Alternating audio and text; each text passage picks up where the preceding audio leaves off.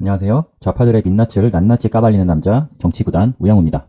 자, 오늘 해볼 얘기는 그 의대 정원 증설 관련된 뉴스와 더불어서 예전에 이제 문재인 정부 때 이 떼법이 나라를 어떻게 망쳤는가에 대해서 한번 얘기를 해보려고 해요. 그래서 첫 번째로 타다 금지법이라는 게 있죠. 떼법의 나라 망한 민국 건국 문재인 정부 때 이제 떼법 막 여럿이 모여가지고 막 우기면은 다 들어줘. 왜 들어줬느냐? 표창사죠, 표창사. 아무튼 이 타다라는 게 서비스가 되다가 타다 금지법이나 뭐다 해가지고 막 문제가 많이 나와서 이제 뉴스에도 나오고 했었죠. 또 타다 이제 CEO는 막 고발당하고 막 그랬었고요. 근데 해외 같은 경우에는 해외에서 써보신 그런 분들도 많겠지만 저도 많이 쓰는데 우버, 그리고 미국 같은 경우에는 리프트, 그리고 이제 동남아 쪽 가면은 그랩, 이게 이제 공유 운송 수단으로 사용을 하고 있죠. 그러니까 택시는 아닌데 지금 여기는 이제 우버나 리프트, 뭐 그랩 이렇게 다 써놓긴 했지만 이게 다 개인이 운영하는 자동차예요. 개인 택시 같은 거죠, 개인 택시.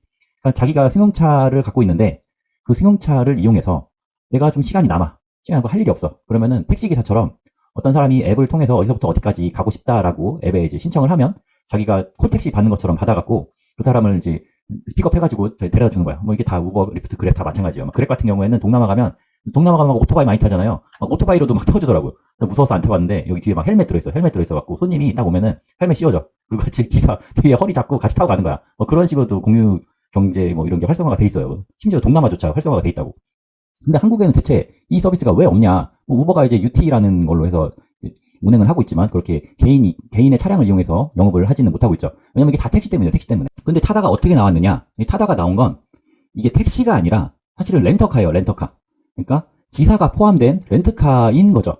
우리가 차를 빌려서 아주 초단기로 빌리는 거야. 초단기로 빌렸는데 마침 기사가 있네? 그럼 그 기사님한테 어디까지 좀 가줍시다 이렇게 하면은 사실상 택시와 똑같은 거 아니냐 이렇게 돼서 맞는 거예요. 그래서 택시기사들의 주장은 무엇이었느냐? 야, 타다가 택시 영업권도 없이 택시 마냥 영업을 한다. 그거는 불법이다. 라고 주장을 했고, 타다의 주장은 우리는 택시가 아니라 우리 렌트카야. 렌트카인데 자, 이 여객자동차 운수사업법 시행령 제18조에 따라서 운전자를 알선할 수 있는데 승차 전원 11인승 이상 15인승 이하의 승합차를 임차하는 사람한테는 운전자도 같이 알선을 할 수가 있다. 그 운전자가 뭐야? 결국에는 이제 택시 기사처럼 타다 기사가 이 타다 차를 갖고 가서 사람을 태워줘도 된다라는 그런 해석이 될 수 있다는 거예요. 그래서 타다는 어떻게 보면은 좀 그 편법까지는 아니고 법의 허점을 좀 딱 찌른 거죠.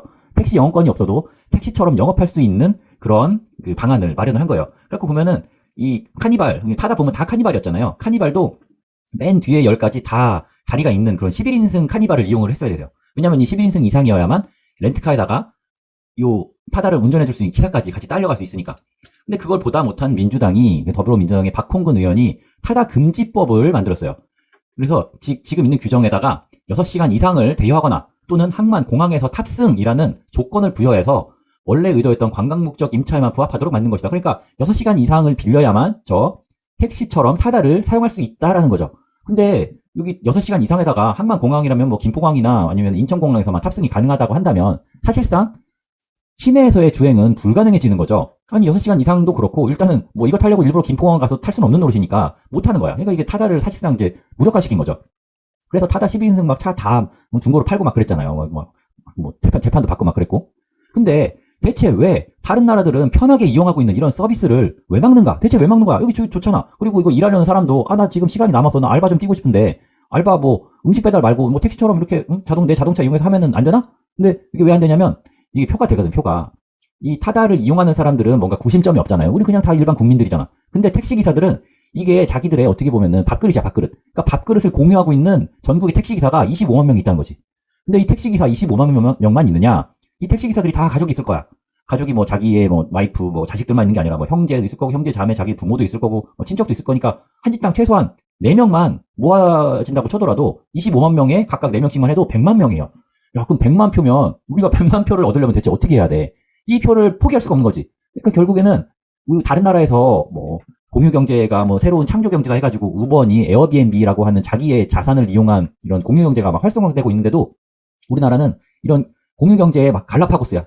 안 들어와. 들어올 수가 없어. 규제가 너무 세니까. 그래갖고 이거를 막아버린 거예요. 이 100만 표를 버릴 수가 없기 때문에. 그리고 택시 기사들은 왜 이렇게 반대를 하느냐 하면 택시가 그냥 나 택시 할게요 해서 할 수 있는 게 아닌 거 뭐 다들 아시잖아요. 택시를 하려면 1억 정도의 라이센스 비용이 필요해요. 그 개인 택시 같은 경우에. 뭐 법인 택시는 한 4천만 원? 한 6천만 원? 그 정도 한다고 하는데 개인 택시 면허 가격은 한 1억. 좀 비싼 지역은 막 1억 5천도 간다고 하더라고요. 지역마다 다 다릅니다, 이거는. 결국에는 이 택시 기사들이 자기가 처음에 이 개인 택시 면허를 갖기 위해서 돈을 좀 박았단 말이야. 돈을 박은 거지. 한마디 보증금을 낸 거지. 근데 이 보증금이 딱 정해진 게 아니란 말이야. 금액이. 난 1억에 샀으면 1억에 처분한다 이게 아니야. 그냥 시세에 따라서 왔다 갔다 하는 거야. 근데 누구나 그 택시기사 라이센스 없이 우버나 뭐 저런 리프트 영업을 할 수 있다고 치면은 누가 면허를 사겠어? 면허 그냥 똑같다는 거지. 그러니까 1억 날리는 거잖아. 그러니까 기사들 입장에서는 자기들 밥그릇을 빼앗는 측면에서도 반대를 했고, 그리고 저 라이센스 가격이 폭락하는 걸 막기 위해서도 그렇게 막 머리를 싸매고 나온 거예요. 그렇게 해갖고 타다 금지법을 만들어서 막 그 대표도 고소를 했어. 고소를 했는데 무죄 판결을 받았어. 법원에서 저거는 뭐 죄가 아니다, 저건 유죄가 아니다 해갖고 결국에는 올해 무죄 판결이 났죠. 근데 무죄 판결이 났더니 이게 민주당이 와서 딴소리하고 있어. 야, 박홍근이 네가 임마 타다 금지법 만들어가지고 우리가만 괜히 꼴이 우습게 됐잖아. 그래서 반성문을 썼어. 박강원이 앞으로는 혁신 뭐 이런 상생을 하도록 노력하겠다. 그랬더니 또 박홍근이 야, 타다 금지법 니네 우리끼리 다 이거 합의해가지고 낸 거잖아. 왜 나한테만 그래? 다 같이 한번 다시 얘기해보자. 뭐 이런 지들끼리 막 치고받고 하고 있어. 그리고 또 떼법, 부동산 관련해서 떼법이 하나 있었는데, 문재인 때 부동산 중개수수료가 한번 개혁이 됐어요. 이게 왜 이런 얘기가 나왔냐 하면은, 예전에는 서울에서도 뭐 강남 집값은 그냥 그들만의 세계니까, 그들만의 리그니까 그냥 좀 그래, 강남은 그냥 그렇다고 치는데, 서울의 아파트 중위값이 한 2010년도, 2013년도까지만 해도 한 5억 정도였어요. 5억 정도. 그러니까 5억 정도에 한 0.4%의 그 중개 수수료를 곱하면 한 200만 원이잖아. 그러면은 5억짜리 매물 사고 팔고 하는데 한 200만 원? 뭐 낼 수 있지. 뭐 5억짜리 하는데 그 중개사가 뭐 집도 보여주고 뭐 계약서도 써주고 뭐 이것저것 해주니까 그래 200만 원 낼 수 있다 쳐. 근데 갑자기 문재인 정부 들어서 부동산이 폭등을 하기 시작했잖아. 부동산 중위값, 그러니까 뭐 중간값이 아파트들이 10억씩, 10억, 11억, 뭐 이제 15억 넘는 것도 흔하게 보이고 30억까지 가고 그랬잖아. 그랬더니 야 10억짜리에다가 이제 10억은 이제 0.9% 구간에 들어가거든요. 0.9%의 요율을 받으면 900만 원이잖아. 근데 그 900만 원이 파는 놈, 사는 놈 양쪽에서 받잖아. 그럼 1,800만 원이란 말이야. 그럼 아파트 한 채를 10억짜리 아파트 한 채를 내가 중개를 해주면 1,800을 여러분들 이거 좀 받아들일 수 있나요? 한 번 거래 잘 해주고 1,800 받는다. 그러면은 한 두세 채만 거래를 시키면 1년 연봉 나오는 거야. 재수 좋으면 일주일 안에도 일반 직장인들 1년 연봉 그냥 앉아서 서류 쪼가리 몇 개 쓰고서 버는 거잖아. 그러니까 사람들이 야, 부동산 가격이 이렇게 오르는데 부동산 중개 수수료도 좀 개혁해야 하는 게 아니냐라는 그런 의견이 많이 있어서 문재인 정권에서도 그런 이제 좀 사람들의 불만을 잠재우고자 이걸 개혁하려고 했어. 그때 중개사들이 막 문재인 니 때문에 아파트 가격이 오른 거지. 그 올라서 수수료가 좀 올랐다 뿐인데 왜 우리한테 그거를 책임 전가하냐? 그러지 마라. 왜 중개사들이 이런 얘기를 했냐면 아파트 가격이 비싸니까 비싸진 만큼 거래가 잘 일어나지 않는다. 옛날에 5억짜리는 그냥 5억짜리 뭐 삽시다 이렇게 하고 잘 결정을 내렸는데 요즘에는 막 10억 15억 하니까 막 고민을 많이 한다는 거야. 막 물건도 많이 보여줘야 되고. 그리고 우리 공제보험 1억도 보증해주잖아요. 뭐 1억이 뭔 의미가 있는지 모르겠지만. 그리고 매물 소개를 한다고 해서 무조건 거래가 일어나는 것은 아니다. 일주일 동안 허탕치고 진짜 한 건도 거래하지 못하는 경우도 많다. 근데 문은 열어야지. 내가 가서 사람들한테 매물 소개는 해야지.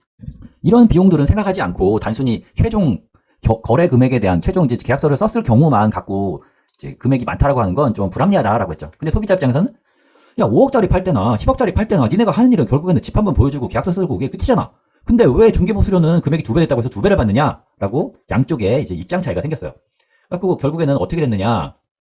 전국의 공인중개사들이 막 모여가지고 막 난리를 핀 결과 중개보수 개편안이라고 나왔는데 이 매매 기준으로 보면 이제 싼 거 뭐 1억 미만은 똑같아. 1억 미만은 똑같은데 요 이제 9억부터 좀 차이가 생기기 시작했죠. 0.5%였던 게 이제 0.4%로 9억까지는 일원화되고 그리고 9억 이상이 0.9%였던 게 0.567%로 좀씩 이렇게 하향 조정이 됐어요. 여기서 진짜 법 만드는 사람들의 좀 문제라고 해야 되나? 그게 뭐냐면은 실제 상황을 전혀 몰라. 실제 상황을 전혀 모른다고. 여기 좀 잘못 써놨는데 이게 3%가 아니라 0.3%에서 0.5%. 그러니까 뭐냐면 저도 이제 뭐 이런 말 하기는 좀 그런데 저도 이제 9억 넘는 집을 거래를 해봤는데 보통 0.9%를 최대치로 부르는 중개사는 진짜 잘 없어. 진짜 이게 완전 막 아파트 시장이 부동산 시장이 완전 화랑이어가지고 매물이 딱 올려놓는 순간 매물이 팔리는 그런 상황이 아니라면 이게 내고의 여지가 있어요. 내고의 여지가. 그래서 어느 정도로 내고를 하느냐 0.9%가 최대 요율이면 대략 한 0.4% 수준에서 0.4에서 0.45% 뭐 그 정도 수준에서 합의를 봐. 0.9의 절반 정도. 이 절반 정도 수준에서 결론이 난다 이거지. 그러니까 원래도 9억 이상짜리를 거래를 하면 0.9% 다 주는 사람은 진짜 손에 꼽았어. 손에. 0.4? 저 같은 경우는 0.35 정도로 보통 쇼부를 보는데 이게 이미 최대 요율을 낮췄다 한들 기존에 내고 있던 것과 비교했을 때는 높아요. 높단 말이야. 실제로는. 이게 실제로 이만큼 줬던 사람이 없어. 주변에 한번 물어봐요. 이렇게 주는 사람이 있었나? 이렇게까지는 안 준단 말이야. 왜냐하면 10억에 0.5만 해도 500만 원이에요. 500만 원. 그 20억이면 얼마야? 1000만 원이야. 야, 20억짜리 거래 한 건만 시키면 기업 임원만큼 돈을 받는데, 야, 이것도 좋은 거 아니야? 0.5도 나 너무 땡큐인데? 그래서 이게 최대 요율을 정해놓은 것이지만 무조건 최대 요율로 해야 한다고 우기는 양아치가 일단 많아요. 일단은 막 계약서에다가 써놔. 이게 중개사들하고 거래를 해보면 좀 느끼시는 분들이 있겠는데, 처음에 이제 가가지고 물건을 보여달라고 하기 전에 여기는 그 중개수수료 몇 프로씩이나 받습니까? 라고 물어보면 일단 대답을 안 해. 일단 물건을 보래. 물건을 보고 마음에 들면 그때 가서 얘기하래.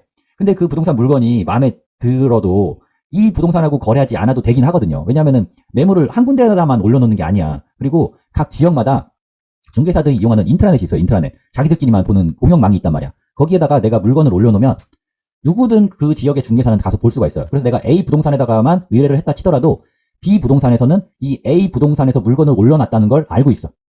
그래서 이 B 부동산에 가서 저 A 부동산의 물건을 보여주세요 라고 했을 때 그렇게 해도 돼. 그렇게 해도 B 부동산의 중개사가 이 물건을 중개해줄 수 있어. 그러니까 A 부동산은 매도자 입장에서 중개인이 되는 거고 B 부동산은 내가 매수자니까 매수자 입장에서의 중개인이 되는 거란 말이죠. 근데 내가 만약에 맨 처음에 이 네이버 매물 같은 것만 보고 A 부동산에 가서 물건을 한번 봤어. 근데 얘가 중개 수수료를 0.5를 불러. 그냥 난 맥시멈 받는다. 우리는 여기 맥시멈 0.5 받았습니다. 그럼 나 이거 마음에 안 들잖아. 내고 하고 싶잖아. 이게 집값이 한두 푼도 아니고 이걸 아껴야지. 그래서 0.4 안 됩니까? 그러면 안 됩니다. 그러면 알겠습니다 하고 딴 데 가서 일단 비해 가가지고 0.4로 해주실 수 있나요? 그러면은 비해서는 0.4 오케이 콜 해드리겠습니다. 이렇게 하잖아? 그럼 나중에 A 부동산에서 개 난리 진짜. 그런 개 난리는 내 상다 살다 처음 봐 진짜. 이 A 부동산에서 막 B 부동산 찾아가가지고 막 뒤집어 엎어 진짜. 이 새끼들이 말이야, 상도덕이 없느니, 손님을 뺏어가느니, 이거 중개수수료 낮추면은 다 죽겠다는 거느니, 다 죽겠다는 거냐느니, 아주 난리를 피운단 말이야. 그래가지고, 처음에 간 부동산 쪽에서 만약에 그 매물이 진짜 마음에 들면은 걔네랑 쇼부를 치는 게 사실 좋거든. 그 뒤에 진짜 개나리를 피우니까.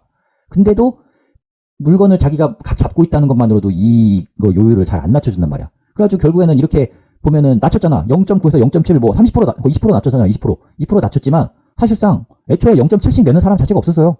그래서 결국에는 중개사들이 못 이기던 척 이 안을 받아들였어. 왜냐? 손해날 거 없으니까 오히려 더 받아먹을 수 있어요. 옛날에는 다 0.9니까 에이 0.9 주는 사람이 요즘에 어딨어요. 0.4로 합시다 이러면은 중개사도 사실 할 말이 없었거든. 근데 이게 애초에 0.567로 좀 애매하게 떨어뜨려 놓으니까 요즘에는 중개수수료 바뀌어가지고 다 맥시멈 받습니다. 이딴 식으로 영업하는 애들이 있다니까? 진짜 있어요 이런 사람들. 그러니까 공인중개사들이 결론적으로는 더 좋아졌어. 내가 보기엔 더 좋아졌어. 물론 이제 요즘에 거래가 좀 뜸해져서 좀 힘든 점은 있겠지만 이 중개 수수료 요율만 놓고 보면 내가 보기엔 더 좋아졌어. 그럼 문재인 정권에서 대체 왜 이 죗같이 바꿨느냐? 바꿨는데 왜 이렇게 죗같이 바꿨느냐? 왜 공인중개사가 더 유리하게 바꿨느냐 하면 공인중개사 개업하는 사람들이 약 12만 명 정도 돼요 전국에. 그럼 똑같이 4명씩 가족 있다고 쳐. 48만 표야. 그럼 아까 전에 택시기사 100만 표. 공인중개사 48만 표. 150만 표. 이거 이러면 안 되잖아. 이러면 안 되니까는 이따위로 바꾼 거라고. 그리고 의대 정원 증가도 문재인 때 이미 한번 얘기가 나왔어. 그래가지고 그때 막 의사를 한번 지원합시다 했더니 의사협회에서 막 들고 일어났잖아. 의사협회에서 뭐 안 된다, 의료계 다 뭐 군기한다 막 그러니까 의대생들마저도 그럼 나 의사 안 해, 씨발, 국시 안 볼 거야! 뭐 이렇게 했었는데 나중에는 니네 그래도 국시는 봐야지 하고 막 구제해줬었죠. 근데 지금 의사들이 주장하는 가장 큰 의사 수가 부족하다는 인식에 대한 그 원인은 의료보험 수가의 문제예요. 사실 이건 나도 좀 공감을 해. 우리나라는 알다시피 세계 최고 수준의 건강보험을 갖고 있죠. 우리나라에서 뭐 병원 못 가서 진짜 죽었다는 사람은 거의 찾아보기 힘들잖아. 어지간하면은 다 건강보험 혜택을 받으니까. 근데 이게 어떻게 가능하느냐. 물론 이제 예전에는 뭐 베이비붐 세대가 있었고 뭐 젊은 층이 많아서 인구 구조가 젊은 층이 많으니까 건강보험료를 내는 사람이 많아서 버틸 수가 있었는데 또 한편으로는 비현실적인 보험 수가로 버티고 있는 중이에요. 그게 무슨 얘기냐. 예를 들어서 이 보험 수가라는 게 뭐냐면 우리 감기 진료받으러 병원 가잖아요. 그러면 대충 우리가 결제하는 금액이 한 5,000원쯤 된단 말이야. 그럼 내가 5,000원을 내고 이 진료를 받은 것이냐 하면 그건 아니죠. 건강보험에서 한 15,000원 정도를 그 병원에다가 따로 보조금을 주는 거예요. 그러니까 그 의사는 결국에는 내 감기 진료를 보면서 한 2만 원 정도 버는 건데 그 2만 원 중에서 5,000원은 환자한테 받고 15,000원은 공단에서 받는 거란 말이죠. 근데 이게 그냥 단순히 감기면은 감기 한 2분 3분 진료 보나? 딱 목 한번 보고 목이 부으셨군요. 뭐 뜨거운 물을 많이 드시고 저 약 드릴 테니까 약 3일치 잘 드시고 아직 그래도 안 나면은 다시 오세요. 이게 끝이잖아. 뭐 이런 거는 의사들도 그냥 내가 좀 진료 시간을 빡빡하게 해서 사람을 많이 보면은 뭐 하루에 100명 보면 하루에 매출 뭐 얼마야? 1인당 2만 원씩 100명 200만 원. 그럼 한 달에 한 25일 일하면은 5천만 원 매출이면은 뭐 간호사 그 인건비 내고 그 임대료 내고도 한 2천 정도 가져갈 거예요. 뭐 그렇기 때문에 할만해. 할만하잖아. 근데 문제는 난이도가 높고 시간이 오래 걸리는 수술에 의료 수가가 너무 낮아. 예를 들어서 뭐 사랑니를 뺀다. 치과 가서 사랑니를 빼.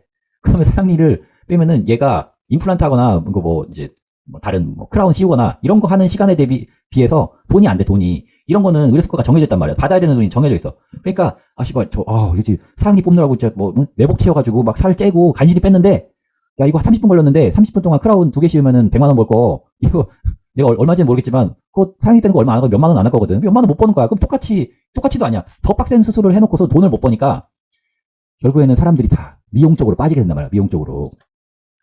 그래서 이 지금 의료계의 문제가 뭐냐.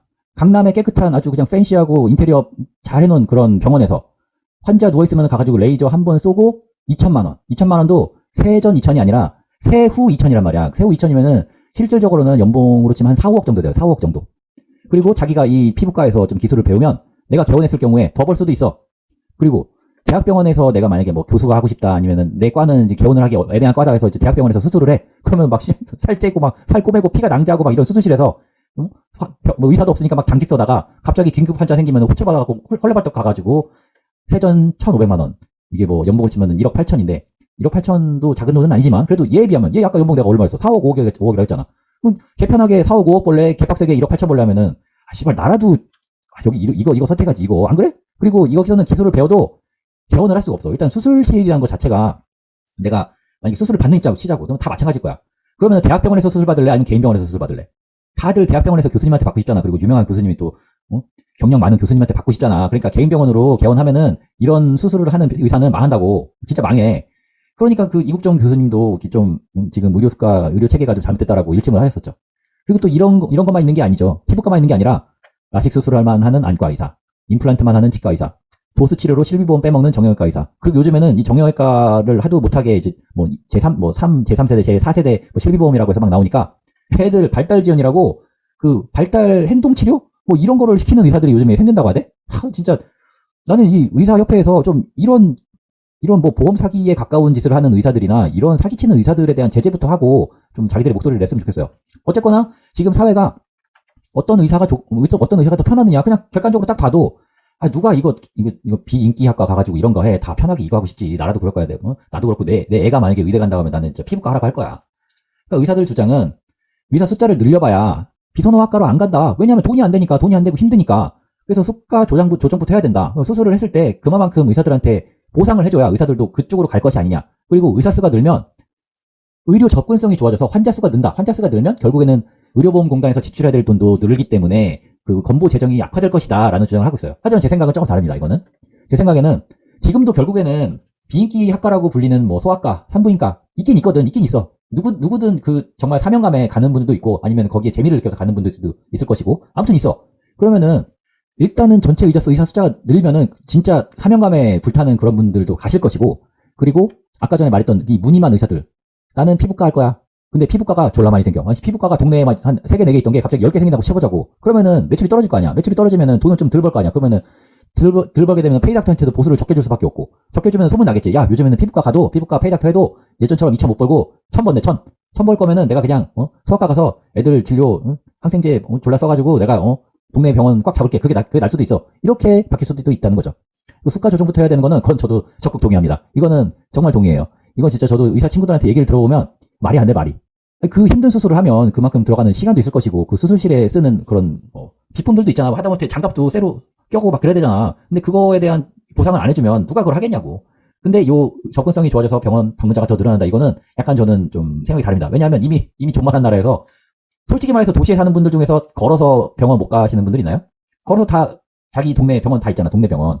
그냥 단지 내가 저 병원이 좀 믿음이 안 가가지고 좀 더 큰 병원이나 유명한 병원으로 간다 뿐이지, 그냥 맘만 먹고 걸어서 가려고 치면은 다 갈 수 있잖아. 이미 접근성은 존나 좋아. 우리나라에서 병원을 가려고 뭐 차를 타고 막 1시간을 가서 겨우겨우 가야 합니다. 뭐 이런 경우는 정말 시골에 사는 경우가 아니고서는 없죠. 그리고 또 이제 이게 의대 쏠림 현상이란 걸 만들어냈어요. 의사 정원을 못 늘리다 보니까, 의사가 너무 돈을 잘 버니까. 강남에는 이미 초등학생 때부터 의대반이 있어. 막 초등학생들한테 수학 시간에 막 미적분을 가르치는 미적분. 내가 중학교 때도 이해를 잘 못했던 그 미적분을 초등학생이 한다고. 근데 그거 알고 하는 건지 그냥 문제 푸는 방법만 배운 건지 내가 잘 모르겠는데, 아무튼 의대반이 있대. 초등학생이 이미 초등학교 때 내 꿈은 의사예요. 의사 되면 돈 잘 번대요. 막 이러고 있다니까.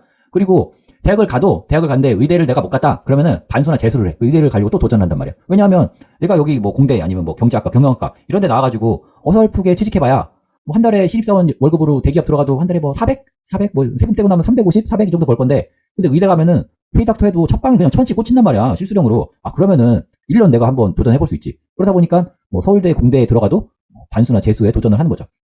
그리고 예전에는 아무리 의대라도 지방의대면은 서울대의 뭐 그런 공대, 이런 경영학과, 법학과 이런 데보다는 점수 커트라인이 낮거나 비슷하거나 아무튼 그랬어요. 근데 요즘엔 어떠냐? 일단은 지방의대부터 다 차. 일단 이제 서울의대 차고 점점 서울에서 멀어지는 의대부터 차고 그 다음에 뭐 공대든 뭐 경영학과든 뭐 찬단 말이야.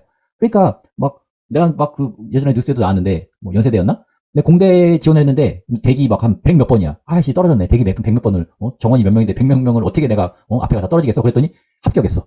계속 추가 합격 나와가지고 결국 합격한다니까. 그러니까 전부 다 의대만 다 사람들이 가려고 하다 보니까 국가 경쟁력이 폭망이에요. 폭망. 아니 좀 머리 좋고 똘똘한 애들이 의사가 돈 잘 벌고 편하다고 하니까 다 의대만 가니까 다른 산업군으로는 인재가 안 가는 거잖아. 그러면 우리나라 경쟁력을 좀 좀먹는 거죠. 물론 개인으로서는 의대 가는 게 좋겠지만 국가 전체적으로 보면 그렇게만은 둘 수 없다. 그래서 이렇게 놔두면 진짜 돌이킬 수가 없기 때문에 의대 정원을 증원하는 건 이거는 선택이 아니라 필수인 상황이에요.